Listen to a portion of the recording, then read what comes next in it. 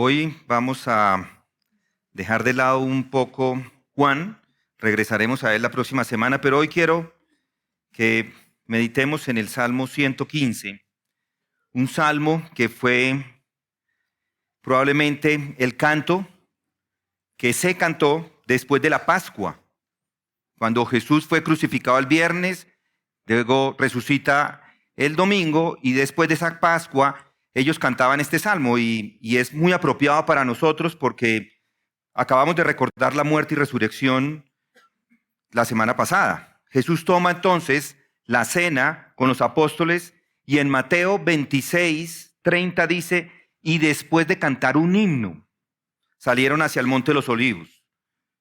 Ese himno es el que este himno parece que fue el que cantaron, es lo que dicen varios de los comentaristas. Ya lo leyó Sebastián, ahora quiero orar un minuto para comenzar. Si quiere, incline su rostro, por favor. Padre, gracias te damos porque tu palabra es viva y eficaz y más cortante, espada de dos filos, y hoy queremos que haga exactamente eso, que reveles, Señor, en nuestro corazón lo que hay, que nos muestres la verdad de tu voluntad para nuestras vidas y que la gloria y la honra sea para ti solamente. En el nombre de Cristo te lo pedimos. Amén. Y en estos días que acabamos de pasar, nos obligan a pensar en algunas cosas con seriedad. Hace apenas unos días, el mundo fue testigo del fallecimiento de una de las figuras religiosas más conocidas de nuestra época, el Papa Francisco. Su muerte ha sido cubierta con solemnidad por muchos de los medios de comunicación. Multitudes se han reunido en plazas, en iglesias. Yo de hecho fui esta semana con un hermano a tomar unos videos en el centro y estos videos los tomamos porque queríamos mostrarle a las personas allí en Los Ángeles que han donado dinero para Colombia, para este ministerio, y queríamos mostrar un poco de qué es Colombia. Y llegamos hasta el centro, fuimos a la catedral y allí estaban precisamente en una misa por el Papa. El lugar estaba a reventar, completamente lleno. Afuera vendían llaveros con la cara del Papa a 5,000. Gente encendiendo velas, algunos llorando, orándole a imágenes, seguro repitiendo frases que por siglos han caracterizado a una religión que se presenta como cristiana, pero que ha negado la esencia misma del Evangelio. Y ante esto debemos preguntarnos, ¿dónde está la verdad? ¿Dónde está? ¿Dónde está Dios? ¿Dónde está el poder verdadero? ¿Dónde está el consuelo verdadero o la esperanza verdadera? Y el Salmo 115 es una respuesta directa y contundente a esas preguntas. Y he decidido hoy enfocarnos en este Salmo porque quiero que usted tenga una perspectiva correcta acerca de lo que ha sucedido esta semana. Porque este Salmo nos saca de un sentimentalismo religioso y nos arroja de lleno a la majestad de Dios, a ese Dios soberano, real, que no comparte su gloria con nadie, que no se deja representar por ídolos, ni por llaveros, ni por nada, y que no necesita hombres con coronas, con capas largas, con títulos pomposos para ejecutar su voluntad. No a nosotros, el texto lo dice, no a nosotros, Señor, no a nosotros, sino a tu nombre, gloria. Ese es el centro. Ese es el clamor de la fe verdadera. No se trata de Roma, ni de ceremonias, ni de imágenes. No se trata de sucesiones apostólicas, ni de tradiciones humanas. Se trata de Dios, de su nombre, de su gloria, de su verdad.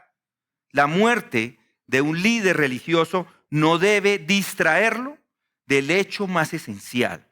Todo hombre es polvo y todo sistema que pretenda añadir algo a la obra perfecta de Cristo en sí mismo es idolatría. El Papa Francisco, como tantos antes de él, han promovido un sistema que mezcla la gracia con obras, fe con ritos, verdad con superstición.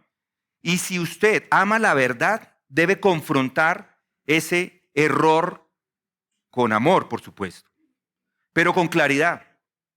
Ese sistema es una herejía. Y un hereje es alguien que sostiene y defiende creencias contrarias a las doctrinas verdaderas. Y aquí está este Salmo 115, que nos habla acerca de esto. Escrito hace siglos pero lo vemos como con una actualidad asombrosa. Mientras el mundo dice, ¿dónde está ahora su Dios? El pueblo de Dios responde en el versículo 3, nuestro Dios está en los cielos y Él hace lo que le place. Y mientras las naciones fabrican ídolos, algunos de piedra y oro, otros con discursos y vestimentas púrpuras, el salmista nos recuerda que los que confían en ellos se vuelven como ellos, ciegos, sordos, mudos, muertos espiritualmente. Así que hoy comenzamos no con una mirada nostálgica al pasado, ni con un tributo a una religión de hombres. No le damos tributo al Papa como algunos lo hacen y lo están haciendo. Dizque cristianos lo han hecho. Hay varios que lo están haciendo. Y no digo que usted sea duro con sus palabras, que vaya sin amor a los que siguen al Papa, pero les digo con claridad, es un hereje.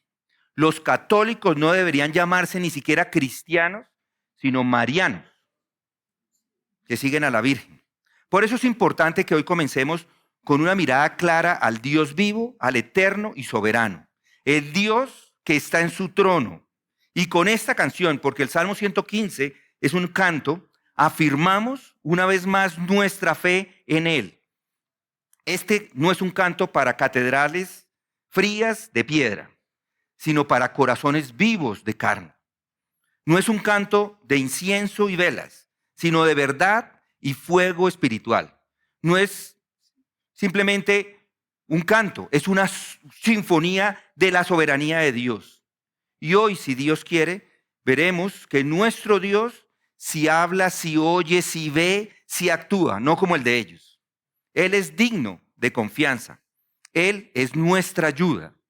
Él es nuestro escudo. Y a Él, y solo a Él, le damos gloria. El Salmo 115, como dice el pastor MacArthur, forma parte de una colección de cánticos que era conocida como el Hillel egipcio. Los judíos tradicionalmente cantaban esto durante la celebración de la Pascua cuando terminaba. Es decir, estas canciones fueron compuestas para conmemorar la salida de Egipto y luego se convierten en himnos que sustentaban al pueblo a lo largo de su historia en momentos de aflicción, en momentos de exilio y de pruebas. Se cantan antes de la Pascua como se cantan después. Es decir, hay una serie de salmos desde el 113 hasta el 118. 113 y 114 se entonaban antes y del 115 al 118 después. Entonces, este Salmo 115 es una canción que se cantaba después de la Pascua. Es el himno que cantaron cuando iban al Monte de los Olivos, como ya les dije. Y también es una canción corporativa, de adoración corporativa, cantada por el pueblo mientras recordaban la fidelidad del Señor, mientras recordaban su liberación y su poder.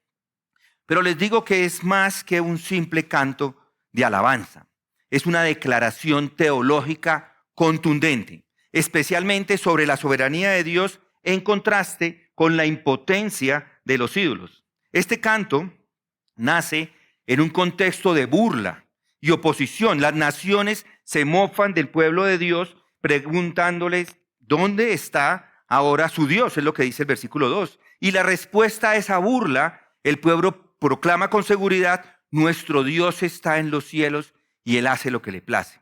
El salmista muestra con esto que el pueblo de Dios no adora ídolos visibles, ni construcciones humanas, como los pueblos paganos que rodeaban a Israel, sino que su adoración está dirigida al Dios invisible, al Dios soberano, al Dios fiel, quien aunque no se ve, actúa soberanamente. El Dios que cumple cada uno de sus propósitos. Por lo tanto, el contexto inmediato del Salmo es un pueblo fiel enfrentando la idolatría dominante alrededor, como nosotros, siendo presionado por una cultura que exige dioses visibles, manipulables y fabricados. El autor resalta que los ídolos no solamente son falsos, sino que tienen un efecto deformante. Se volverán como ellos los que los hacen y todos los que en ellos confían, dice el versículo 8. En contraste, el Dios verdadero no solo habla, sino que es ayuda. Noten el versículo 9, es tu ayuda y tu escudo. Y noten otra vez el versículo 10, Él es vuestra ayuda y vuestro escudo. Y luego el versículo 11 vuelve y lo dice, Él es vuestra ayuda y vuestro escudo. El Señor se ha acordado de nosotros, el Señor nos bendice. Él bendecirá a la casa de Israel, bendecirá a la casa de Raúl y bendecirá a todos los que le temen al Señor, tanto pequeños como grandes. El Señor no solamente bendecirá, sino que prosperará a vosotros y a vuestros hijos, versículo 14. Y el 15, bendito seas del Señor. Es un Dios que hace, que actúa, que da cosas, que bendice, que prospera. Noten esa cantidad de afirmaciones de lo que hace el Señor que está en los cielos por su pueblo. Por eso, confíen en el Señor. Y si notan, hay una marcada repetición para dar ese énfasis. Confiar, ese es el verbo que repite y el sustantivo es bendición. Y luego el Salmo culmina con una visión escatológica, una exhortación a alabar a Dios mientras tiene vida. Es un pensamiento, en el pensamiento hebreo, ese silencio que encontramos allí del versículo 17 representa la muerte. Por eso el salmista dice en el versículo 17, muertos no alaban al Señor, ni ninguno de los que descienden al silencio. Pero nosotros bendeciremos al Señor desde ahora y para siempre. Aleluya. Y termina. Es una llamada urgente a vivir toda su vida como un acto de adoración consistente y continua, en contraste a una adoración vana, muerta de los ídolos. Muy bien, ese es el concepto o la visión global de este salmo. Ahora quiero dividirlo en lo que el salmo enseña. Y la primera enseñanza es que la adoración verdadera comienza con una confesión. La adoración verdadera comienza con una confesión. Noten el versículo 1, eso sería lo primero. No a nosotros, Señor, no a nosotros, sino a tu nombre da gloria. El canto no comienza con una necesidad, ni con una queja, ni con una explicación. Comienza con una declaración que pone todo en su lugar. La adoración verdadera nace cuando el pueblo de Dios renuncia a todo derecho de recibir gloria. Y esa gloria se vuelve hacia Él, reconociendo que solo Él es digno de toda exaltación. Y eso es exactamente, mis hermanos, lo que le falta a la religión falsa. Un corazón que dice, no a nosotros. Estos días, con la muerte de este hombre, multitudes lloran. Procesiones, homenajes, oraciones. No se podía prender el televisor porque todo el tiempo se hablaba de eso. Pero no a Dios, sino al hombre. Se le atribuyen títulos que la Escritura nunca da a un siervo de Dios, vicario de Cristo, Santo Padre, puente entre Dios y los hombres. Pero eso es simplemente idolatría institucionalizada. El verdadero adorador dice con los salmistas, no a nosotros. Entonces, ¿a quién es su alabanza? Vivimos en una época en la que el culto al hombre ha alcanzado el punto más alto. Se venera al líder espiritual. Se canoniza, lo van a hacer, al religioso muerto. Se adora al sistema y no al Señor. Es más fácil rendirse a una figura visible y humana que adorar de rodillas ante el Dios que se encuentra en los cielos. Pero aquí nos llama, no a nosotros. Esto incluye también nuestras propias motivaciones. Yo le pregunto, ¿ora para ser visto? ¿Sirve para que le vean en las en la iglesia o para que le den las gracias? ¿Publica sus buenas obras para recibir reconocimiento? El corazón regenerado no puede ni siquiera sostener la gloria para sí, porque sabe que la gloria le pertenece solo al Señor. ¿Y por qué debemos atribuirle toda la gloria a Él? El versículo 1 nos da las razones.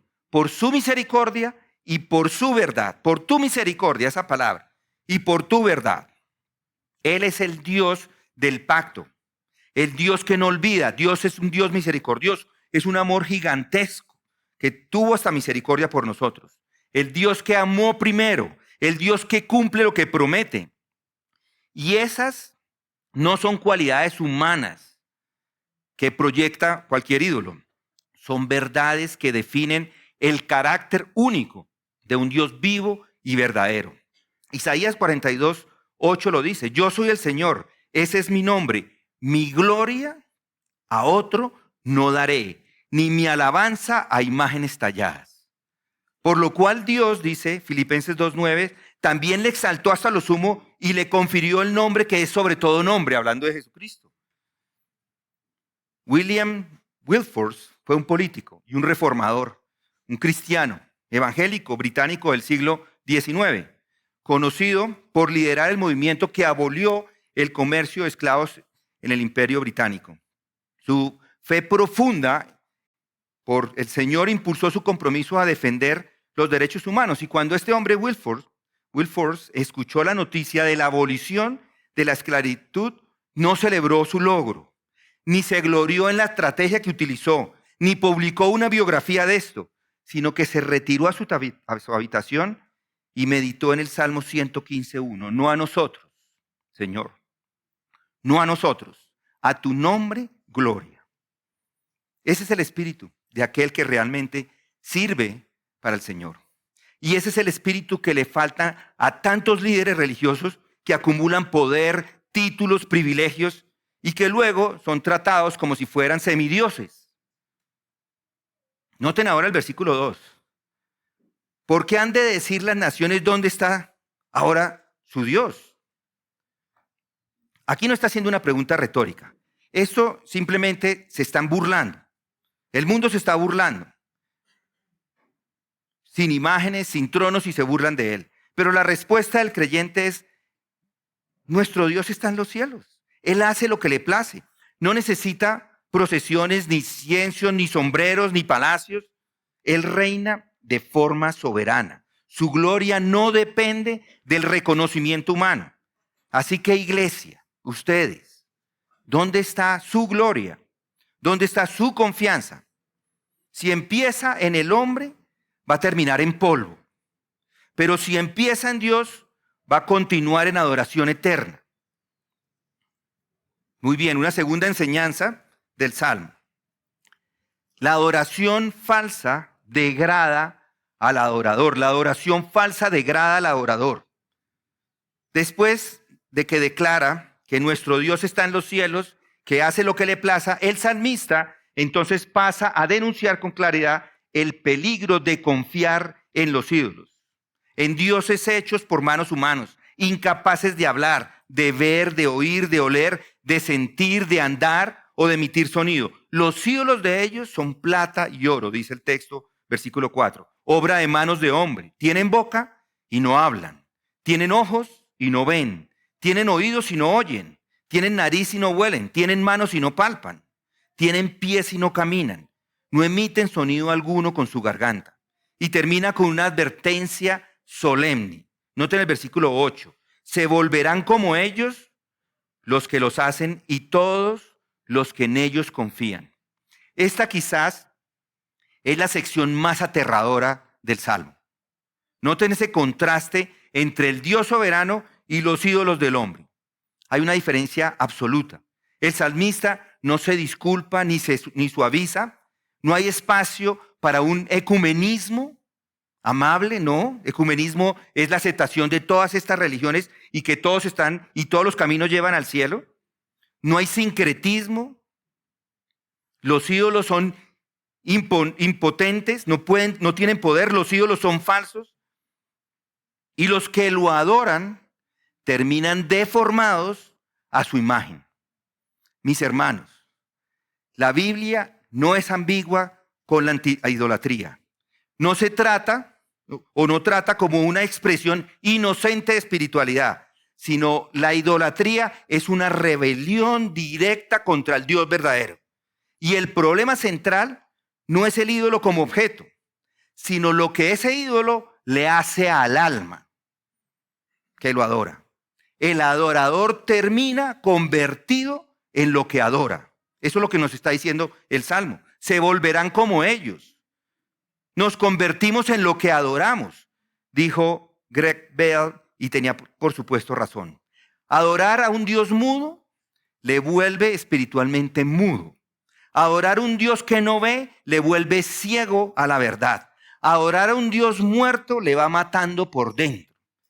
Y esto es tan relevante hoy como lo fue entonces. Porque aunque los ídolos no hacen nada, son simplemente hechos de oro o de madera, siguen siendo obra de las manos humanas. Algunos ídolos tenemos hoy: las carreras, el dinero, la sexualidad, la fama, la religión institucionalizada. Todo lo que reemplace al Dios verdadero y soberano es un ídolo. Incluso un sistema religioso que dice ser cristiano, pero que enseña otro evangelio. Hermanos, hemos visto este espíritu de idolatría en nuestros días. Multitudes han hecho fila para poder ver el cuerpo del Papa muerto. Lo han llamado Santo Padre. Lo han encomendado al cielo sin la base de la justificación por fe, sin Cristo como el único mediador. Y eso es idolatría religiosa. Y lo más triste no es que lo lloren como una figura humana. Lo trágico es que esperan de él solo lo que Dios puede dar. Y han puesto su esperanza en una estructura eclesiástica, una estructura que ha sustituido la verdad de la Escritura con tradiciones humanas o ídolos fabricados.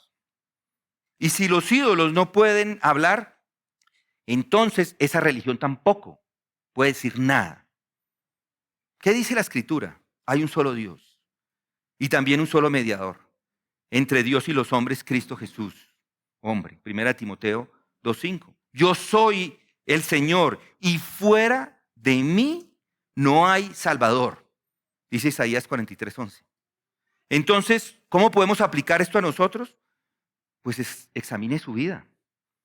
¿Qué cosas ocupan el lugar que le pertenece solo a Dios? ¿Dónde está su esperanza? ¿Qué la define? ¿Qué la sustenta? ¿Qué le hace sentir seguro? Porque si es algo que tiene en ese lugar que no sea Cristo, pues eso es un ídolo. Y ese ídolo le está transformando a su imagen. Si usted entra a uno de esos restaurantes asiáticos, hay varios, hay unos budas allí, ¿no? Con esa panza gigantesca, reluciente. Algunos tienen hasta monedas allí, velas. De pronto se sonríe, uy, es como curioso. Pero el punto no es reírse. El punto es que detrás de eso hay una figura, hay un patrón espiritual. Un Dios que no habla, que no escucha, que no ve, que no salva. Y sin embargo, miles de personas se arrodillan a la sombra esperando recibir una bendición de eso. El problema no es el ídolo, sino lo que hace con el alma del adorador. Le cierra los ojos, le apaga los oídos, le entumece el corazón y de pronto lo hace como el ídolo. Y lo mismo pasa con la idolatría moderna. Adoración al cuerpo, adoración al éxito, adoración a la nación, adoración al yo.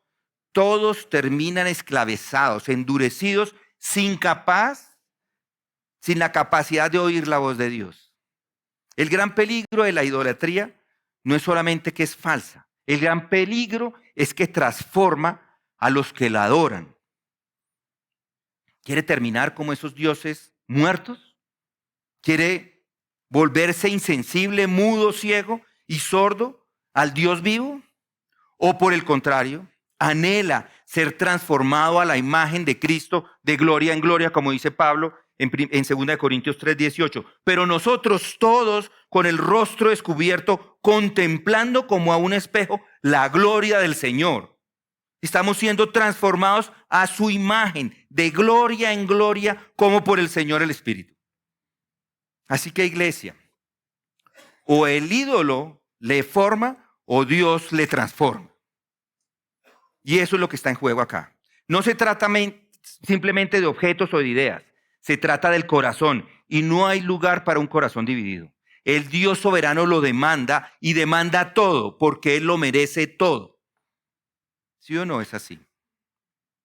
Y una tercera enseñanza.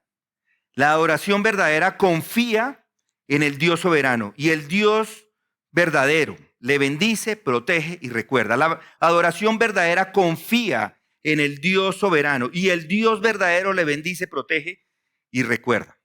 Los versículos del 9 al 15. Después de contrastar la vida que produce el Dios soberano con la muerte que genera la idolatría, el salmista eleva un llamado claro y repetido: confiad en el Señor. Oh Israel, dice el versículo 9, confía en el Señor. Él es tu ayuda, Él es tu escudo. Oh casa de Aarón, confía en el Señor. Él es vuestra ayuda y vuestro escudo. Los que teméis al Señor, confiad en el Señor. Él es vuestra ayuda y vuestro escudo. El Señor se ha acordado de nosotros. Él nos bendecirá. Bendecirá la casa de Israel. Bendecirá la casa de Aarón. Bendecirá a los que temen al Señor, tanto pequeños como grandes. El Señor os prosperará a vosotros y a vuestros hijos. Bendito seas del Señor que hizo los cielos y la tierra. Esta es una exhortación urgente, solemne también y gozosa. No es una sugerencia, es una orden pastoral. Es la voz del pastor de su rebaño, animándolos a que vuelvan a levantar la mirada. Y lo hace con esa triple repetición que abarca a todos los adoradores que existen. Un triple llamado. Noten el versículo 9 al 11. Israel, ahí es el primero, el pueblo de Dios, confía en el Señor. Y luego le dice a la casa de Aarón, líderes que son los líderes espirituales, confían en el Señor. Y luego dice a los que teméis al Señor, es decir, a todos los creyentes, confíen en el Señor. No importa su posición, no importa su experiencia, no importa si usted no es pastor, un padre de familia, un nuevo creyente o alguien de edad avanzada. La exhortación es la misma para todos. Confíen en Yahweh, el Dios del pacto. Y cada uno de esos llamados va acompañado con esa promesa. Él es su ayuda y Él es su escudo. No es que podría hacerlo, que pueda hacerlo. No es que debe hacerlo. Es que lo es. No hay dudas, no hay condiciones. Dios es nuestro refugio y fortaleza, nuestro pronto auxilio en las tribulaciones, dice el salmista 46 en 46:1. Entonces, en estos versículos del 12 al 15, el Señor se ha acordado de nosotros. Él dice que nos va a bendecir, que va a bendecir a la casa de Israel, que va a bendecir a la casa de Aarón y que va a bendecir a todos los que le temen, es decir, todos nosotros. Bendecirá a los pequeños, bendecirá a los grandes. ¿Qué repetición tan importante? 5 veces repite el verbo bendecir. Este no es un Dios pasivo. Es decir, no es un Dios indiferente. No es un Dios que mira desde los cielos sin actuar. Es un Dios que se acuerda, que actúa y que bendice. Es un Dios que conoce su dolor y actúa. Es un Dios lleno de gracia, de protección, de provisión. Y esto es importante. Dios no se ha olvidado de su pueblo, aun cuando los enemigos se burlan. Cuando los ídolos parecen más visibles, Dios ha recordado a su pueblo. No porque se hubiese olvidado, sino porque en medio de las pruebas lo trae al primer plano de su acción soberana. Su memoria es gracia activa. ¿Puede una mujer olvidar a su niño de pecho sin compadecerse del hijo de sus entrañas? Aunque ellas se olvidaran, una mujer no puede olvidarse de su hijo. Aunque ellas se olvidaran, yo no te olvidaré, dice Isaías 49:15. Bendeciré a los pequeños, bendeciré a los grandes. Él bendecirá a los que temen al Señor, tanto pequeños como grandes. No se trata de estatus, no se trata de logros o posiciones sociales. El Dios soberano bendice a todos los que confían en Él, en su reino. El humilde es exaltado y el orgulloso humillado. En su reino, el niño tiene el mismo acceso a su gracia que el anciano. Y el nombre que sobresale no es el nuestro, sino el de Él. Y esto debería consolar profundamente a la iglesia. Vivimos en una época donde muchos piensan que Dios está cerca de los famosos, de los visibles, de los exitosos. Pero este texto nos recuerda que la bendición no es meritocrática, es por gracia. El Señor bendice a los pequeños, a los grandes. Es su manera. El Señor os prospere a vosotros y a vuestros hijos, dice el versículo 14. Esto nos recuerda las palabras del pacto con Abraham. Dios es un Dios generacional. Su gracia no se agota con una generación. Se extiende, se amplifica, se multiplica. ¿Y no es eso lo que vemos a través de la historia? Abraham, luego Isaac, Jacob, Moisés, Josué, David, Salomón, Pablo, Timoteo. Así lo vio también el apóstol Pedro. Cuando predicó en Pentecostés, dijo, porque la promesa es para vosotros y para vuestros hijos y para todos los que están lejos, para tantos como el Señor nuestro Dios llame. Y no es solo confianza individual, es confianza colectiva, adoración congregacional. Y este punto no puede pasarse por alto. El salmista no está hablando a individuos aislados, está hablando a una comunidad, a un pueblo. La confianza se fortalece cuando la ejercemos juntos. Por eso hay un énfasis en Israel, en el Salmo, un énfasis en la casa de Aarón, en los que temen al Señor, todos juntos. Todos hemos sido llamados, todos juntos somos bendecidos. Por eso, no deje de congregarse, porque hay una bendición corporativa, no dejando de congregarnos, como dice Hebreos, como algunos tienen por costumbre, sino exhortándonos unos a otros, y mucho más al ver el día que se acerca. Cuando usted ve a su hermano o hermana confiar en el Dios verdadero, en medio del dolor, usted es animado, es bendecido. Cuando usted canta, acabamos de cantar junto con otros, que Él es nuestra ayuda, que Él es nuestro escudo, algo está sucediendo en su alma. La fe es contagiada, la adoración es compartida, la confianza es fortalecida. Confiar en el Dios soberano no es un salto al vacío, es abrazar con gozo las promesas de un Dios que le recuerda, que le protege y que bendice sin distinción. Si los ídolos endurecen, el Dios vivo transforma. Si los ídolos callan, el Dios verdadero habla. Si los ídolos arruinan, el Dios verdadero bendice, fortalece y multiplica. Y por eso esa tercera enseñanza del Salmo es un llamado alegre, a confiar, a deleitarse, no en temer, no a rendirse, no tener resignación, es entregarse. Entregarse sabiendo que ese escudo es un escudo firme, que la ayuda es una ayuda segura, que la bendición no tiene medida. Y yo les digo que la adoración continua no solamente se da ahora, sino por toda la eternidad, como dice los versículos 16 y 18. Así comienza el Salmo 115 y así concluye con una exaltación de la soberanía total de Dios. Pero esta vez el énfasis se traslada hacia el horizonte eterno. Los cielos son los cielos del Señor, pero la tierra, dice el versículo 16, la ha dado a los hijos de los hombres. Los muertos no alaban al Señor, ni ninguno de los que descienden al silencio, pero nosotros bendeciremos al Señor desde ahora y para siempre. Aleluya.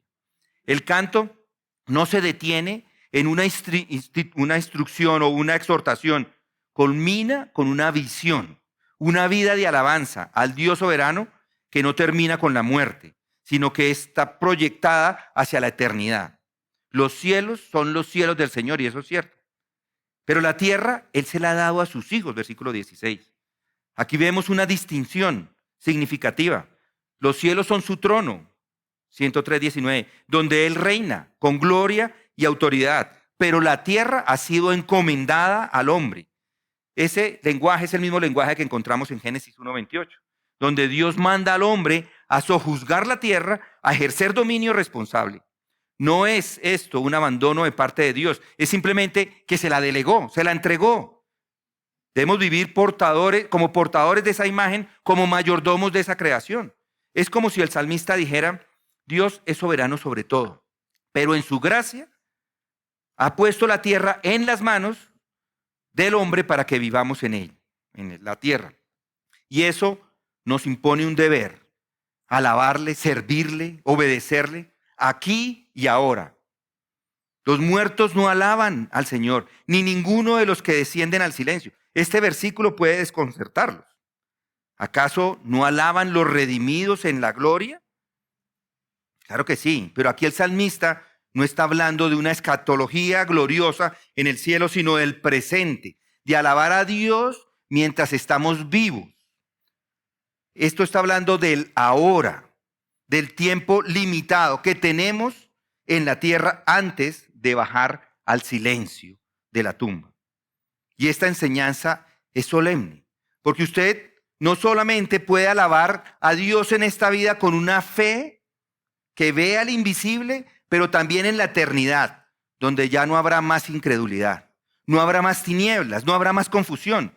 Pero ahora usted tiene el privilegio de ofrecerle a Dios una alabanza en medio de esta lucha, de esta aflicción y de la burla del mundo. En el Seol, ¿quién te alabará? Salmo 6:5. Acuérdate pues de tu Creador en los días de tu juventud, antes de que vengan los días malos. Este versículo es una llamada al arrepentimiento. Es una urgencia, es una llamada urgente para vivir para Dios ya. No después, no cuando mejore su salud, no cuando se jubile, no cuando se arreglen las cosas, ahora. Pero nosotros, dice el versículo 18, bendeciremos al Señor desde ahora y para siempre, aleluya. Aquí el tono ha cambiado. Es como si el salmista respondiera a su propia reflexión con un compromiso resuelto. Nosotros sí lo vamos a hacer. Nosotros lo bendeciremos. Nosotros lo alabaremos. Nosotros no seremos como los que descienden al silencio. Esa es la resolución. Eso es la resolución de ese pueblo que ha conocido a este Dios soberano, que ha sido bendecido por Él, que ha confiado en Él y ahora se entrega a vivir una vida de alabanza hacia Él. Observe la frase, desde ahora y para siempre. Eso significa una adoración temporal, hoy, mientras usted tiene vida, salud y aliento, y una adoración eterna en gloria cuando su cuerpo resucite y lo vea cara a cara. Eso es glorioso. Este es el Salmo. No hay un corte entre la vida terrenal y lo eterno. El adorador de hoy es el adorador del cielo, de mañana. El que bendice a Dios en medio de la prueba será el que bendice a Dios en medio de la gloria. Hermanos, en un mundo que alaba al hombre, que celebra al ídolo, que pone la confianza en las riquezas o en la ciencia o en las estructuras religiosas humanas, como en figuras visibles como el Papa, recientemente fallecido, que lo enterraron ayer, cuyo legado, más allá de la admiración popular, está marcado por profundas divisiones doctrinales. El creyente responde de otra forma, con adoración verdadera al único Dios vivo y verdadero. La muerte de un líder religioso con influencia global como el Papa no debe distraerle con homenajes institucionales vacíos, sino llevarlos a reflexionar. ¿Dónde está la gloria? ¿Quién merece la alabanza? ¿Quién es el verdadero mediador entre Dios y los hombres? Y solo hay una respuesta, no a nosotros, sino a tu nombre, gloria. Porque hay un solo Dios y también un solo mediador entre Dios y los hombres, Cristo Jesús, hombre. La conclusión de este salmo no es solo una declaración poética, es un compromiso, es una respuesta lógica y emocional de un pueblo que ha sido impactado por la gloria, por la soberanía, por la gracia y por la fidelidad de Dios. El Dios soberano que ha bendecido a su pueblo, que ha sido su escudo, que ha hablado, que ha intervenido y que ha sido fiel, y por eso responde: nosotros bendeciremos al Señor desde ahora y para siempre. Aleluya. Mis hermanos, hemos recorrido esta sinfonía, una sinfonía con 4 movimientos. Hemos oído la música majestuosa de la soberanía de Dios. Esa verdad que calma nuestras almas y que da sentido a nuestra vida cuando todo parece estar fuera de control. Tenga siempre presente que Dios es soberano sobre su pueblo, no a nosotros, sino a tu nombre, gloria. Que hay peligro, que hay unos peligros, que hay ídolos fabricados por manos humanas, silenciosas, impotentes, pero peligrosos, porque se puede volver como ellos. Que hay deleite en confiar en el Dios de las Escrituras, porque Él ayuda, Él es escudo, es bendición, es fiel. Y que la adoración de su pueblo es continua desde ahora y para siempre, en la tierra y para la eternidad. Hermanos y hermanas, quiero hablarles con amor, pero también con urgencia, porque sé que probablemente algunos de ustedes estuvieron pendientes. Yo sé. Preste atención a estas palabras, pendientes de lo que sucedió con el Papa. Por eso le digo, preste atención a estas palabras que le acabo de dar. Esta semana muchos en el mundo se han puesto de luto. La muerte de este hombre ha estremecido a millones. Hombres poderosos, el presidente de nosotros viajó para allá. Periodistas, ¿no viajó al fin? Se quedó, bueno. Iba a viajar, yo sabía. ¿Quién no dejó? El médico no lo dejó, ve, ahí estaba. Pero yo les digo, hay creyentes que están confusos. Han hablado de su legado, de su voz profética, de su liderazgo espiritual. Pero en este momento debe recordar algo aún más trascendental. El trono del cielo no está vacío. Es un Dios soberano que no muere, el que está allá, que no abdica, que no es elegido por conclaves ni reemplazado por votos. Nuestro Dios está en los cielos y Él hace lo que le place. Y frente a eso, la muerte de cualquier hombre, así sea un papa, es un recordatorio solemne. Sus ídolos son plata y oro, obra de manos de hombres. Los que los hacen serán semejantes a ellos. El mensaje del Salmo 115 es urgente para Colombia. Vivimos en un país profundamente religioso, pero confundido. Las procesiones están llenas, las iglesias decoradas, las imágenes veneradas, y en medio de todo eso, Dios está ausente, no porque no esté, sino porque el pueblo ha intercambiado al Dios vivo por ídolos sin voz, ídolos que no salvan, ídolos que ciegan, ídolos que condenan. Y este salmo no permite neutralidad. Nos está diciendo, o confía en el Dios verdadero o se volverá como el Dios muerto al que adora. ¿Qué va a hacer con eso? Los fieles no necesitamos responder con ira o con altanería. Este salmo nos enseña que la mejor respuesta es vivir para la gloria de Dios. No a nosotros, Señor, no a nosotros, sino a tu nombre, gloria, por tu misericordia y por tu verdad. Usted no tiene que entrar en debates estériles.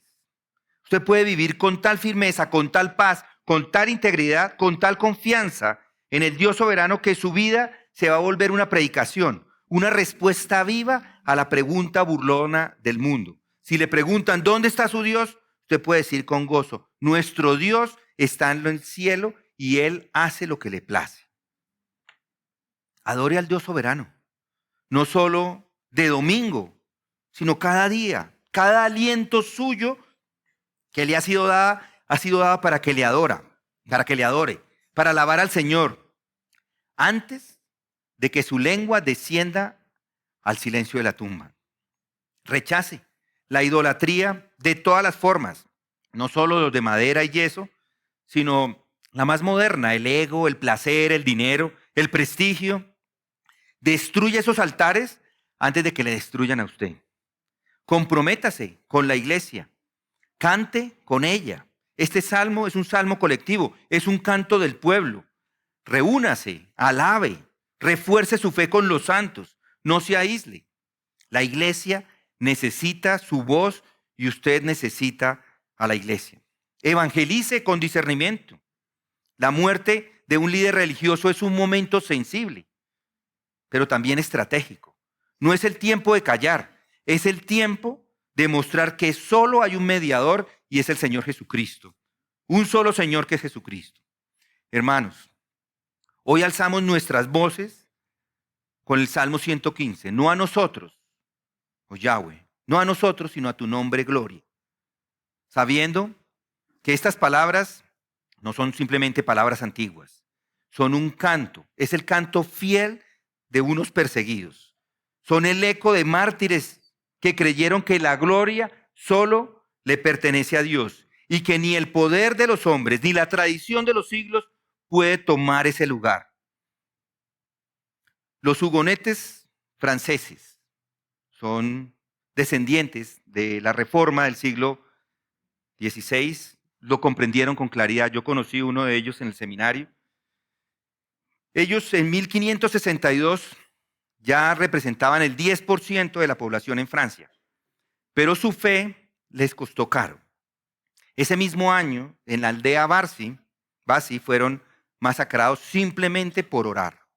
Aquel hecho desencadenó más de 30 años de guerras religiosas. La más terrible de esas persecuciones fue la masacre en el día de San Bartolomé, el 24 de agosto de 1572. Casi 100,000 hugonotes fueron asesinados por su fe. Pero incluso en medio de la muerte, su alabanza no cesaba. Cantaban salmos mientras marchaban por las ciudades como testimonio público de su fe. Cantaban mientras eran arrestados, mientras se defendían, incluso mientras eran ejecutados por no rendir culto al sistema católico romano. El rey Francisco prohibió el canto de los salmos y su hijo, Enrique II, fue más cruel aún. Llenó las cárceles de hugonotes y muchos fueron quemados vivos. Pero ellos, como usted, como yo, creían en el verdadero Dios. Mientras caminaban a la hoguera, cantaban el Salmo 115. Se negaban a glorificar a hombres. Se negaban a glorificar imágenes. Se negaban a glorificar estructuras religiosas. Decían con voz firme, no a nosotros. Oh Señor, no a nosotros, sino a tu nombre, gloria. Jean Clair fue uno de los primeros. En 1524, cuando la Universidad de París condenó las enseñanzas de la Reforma, él colocó un cartel en la catedral denunciando la idolatría. Fue arrestado, le cortaron la mano, lo torturaron y lo quemaron. Los romanos, católicos romanos. Pero mientras caminaba hacia el fuego cantaba, no a nosotros, sino a tu nombre, gloria. No gritó odio, no pidió venganza, glorificó a Dios. Su hermano Pierre y William Farel fundaron iglesias reformadas y por eso también fueron encarcelados y llevados a la hoguera. Les cortaron la lengua. No podían cantar. Hoy, tras la muerte del Papa, muchos están conmovidos. Muchos miran a Roma, a su historia, a sus líderes, pero nosotros miramos más alto. Nuestra mirada está en los cielos, donde está nuestro Dios que hace todo lo que le place. No nos postramos ante ídolos de plata. No alabamos instituciones humanas. No buscamos consuelo en tronos terrenales. Hoy miramos a lo eterno. Volvemos al Salmo 115. Volvemos al la gloria que solo le pertenece a Jehová. Así que, como los hugonotes, como los hermanos Lacler, como tantos fieles que han dado su vida por esta verdad, nosotros también proclamamos, no a nosotros, oh Yahweh, no a nosotros, sino a tu nombre da gloria. Les voy a pedir que se pongan de pie y vamos a leer el Salmo juntos. Va a quedar puesto allí en la pantalla para que lo pueda leer.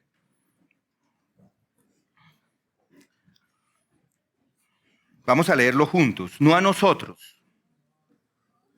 Pueden hacerlo conmigo. No a nosotros, Señor, no a nosotros, sino a tu nombre da gloria. Por tu misericordia, por tu fidelidad. Porque han de decir las naciones, ¿dónde está ahora su Dios? Nuestro Dios está en los cielos. Él hace lo que le place. Los ídolos de ellos son plata y oro, obra de manos de hombre. Tienen boca y no hablan. Tienen ojos y no ven. Tienen oídos y no oyen. Tienen nariz y no huelen. Tienen manos y no palpan. Tienen pies y no caminan. No emiten sonido alguno con su garganta. Se volverán como ellos los que los hacen y todos los que en ellos confían. Oh Israel, confía en el Señor. Él es tu ayuda y tu escudo. Oh casa de Aarón, confía en el Señor. Él es vuestra ayuda y vuestro escudo. Los que teméis al Señor, confiar en el Señor. Él es vuestra ayuda y vuestro escudo. El Señor se ha acordado de nosotros. Él nos bendecirá, bendecirá a la casa de Israel. Bendecirá a la casa de Aarón. Él bendecirá a los que le temen al Señor, tanto a pequeños como a grandes. El Señor os prospere a vosotros y a vuestros hijos. Bendito seas del Señor que hizo los cielos y la tierra. Los cielos son los cielos del Señor, pero la tierra la ha dado a los hijos de los hombres. Los muertos no alaban al Señor, ni ninguno de los que descienden al silencio. Pero nosotros bendeciremos al Señor desde ahora y para siempre. Aleluya. Vamos a orar. Señor, en un mundo lleno de ídolos, en una nación que busca la salvación en figuras muertas, hoy declaramos que solo tú reinas. No a nosotros, Señor, no a nosotros, sino a tu nombre sea la gloria. Abre nuestros labios mientras tengamos aliento. Que nuestra vida sea un canto que resuene. Nuestro Dios está en los cielos y Él hace todo lo que quiere. En el nombre del Cordero resucitado, Jesucristo, estamos orando. Amén.